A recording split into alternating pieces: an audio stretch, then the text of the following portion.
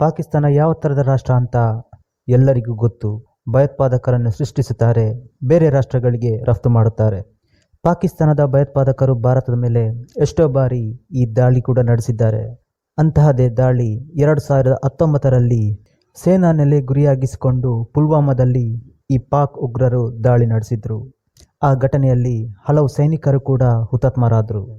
ಪಾಕ್ ಉಗ್ರರು ಮಾಡುತ್ತಿರುವ ಈ ಉಪಟಳವನ್ನು ಸಹಿಸದೆ ಭಾರತ ಅಲ್ಲಿರುವ ಉಗ್ರರ ಮೇಲೆ ಈ ಏರ್ ಸ್ಟ್ರೈಕ್ ದಾಳಿ ನಡೆಸಿತ್ತು.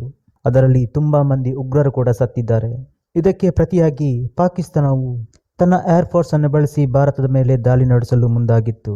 ಅವರ ಏರ್ ಫೋರ್ಸ್ಗೆ ಬದಲಾಗಿ ನಮ್ಮ ಏರ್ ಫೋರ್ಸ್ ಕೂಡ ಅವರನ್ನು ಹಿಮ್ಮೆಟ್ಟುವಲ್ಲಿ ಸಫಲರಾದರು.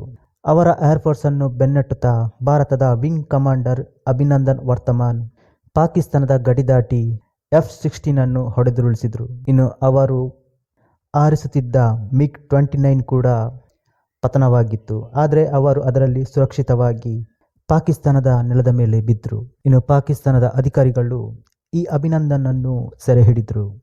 ನೀವೆಲ್ಲ ಅಂದ್ಕೊಂಡಿರಬಹುದು, ಈ ಏರ್ ಸ್ಟ್ರೈಕ್ ವಿಚಾರದ ಬಗ್ಗೆ ಯಾಕೆ ಮಾತನಾಡುತ್ತಿದ್ದೇನೆ, ಅಭಿನಂದನ್ ಅವರ ವಿಚಾರವನ್ನು ಯಾಕೆ ಮಾತನಾಡುತ್ತಿದ್ದೇನೆ ಅಂತ. ಆದರೆ ವಿಷಯವಿದೆ. ಯಾಕೆಂದರೆ ಅವತ್ತು ಅಭಿನಂದನನ್ನು ಕರೆದುಕೊಂಡು ಹೋಗಿ ಅವರ ಮೇಲೆ ಕೈ ಮಾಡಿದ ಪಾಕ್ ಅಧಿಕಾರಿಯನ್ನು ಹತ್ಯೆ ಮಾಡಲಾಗಿದೆ. ಇವರನ್ನು ಹಿಡಿಯಲು ಪ್ರಮುಖ ಪಾತ್ರ ವಹಿಸಿದ ಪಾಕಿಸ್ತಾನದ ಸೇನಾ ಅಧಿಕಾರಿ ಮೊಹಿಜ್ ಅಬ್ಬಾಸ್ ಇವರು ಆ ಪಾಕಿಸ್ತಾನದ ಪಾಲಿಗೆ ಒಂದು ಹೀರೋ ಥರ ಕಾಣುತ್ತಿದ್ದರು. ಅಭಿನಂದನ್ ಅವರಿಗೆ ಹಿಂಸೆ ನೀಡಿದ ವ್ಯಕ್ತಿಗಳಲ್ಲಿ ಇವರು ಕೂಡ ಒಬ್ಬರು. ಪಾಕಿಸ್ತಾನ ಈ ತೆಹರಿಕ್-ಎ-ತಾಲಿಬಾನ್ ವಿರುದ್ಧ ಕಾರ್ಯಾಚರಣೆಗೆ ಮುಂದಾಗಿತ್ತು. ಅದು ಕೂಡ ಖೈಬರ್ ಪಖ್ತೂನ್ವಾ ಪ್ರಾಂತ್ಯದಲ್ಲಿ.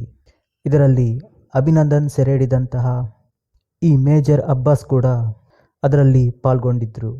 ಈ ತೆಹರಿಕ್-ಎ-ತಾಲಿಬಾನ್ ಪಾಕಿಸ್ತಾನದಲ್ಲಿ ತುಂಬ ಸ್ಟ್ರಾಂಗ್ ಆಗಿ ಬೆಳೆದು ಬಿಟ್ಟಿದೆ.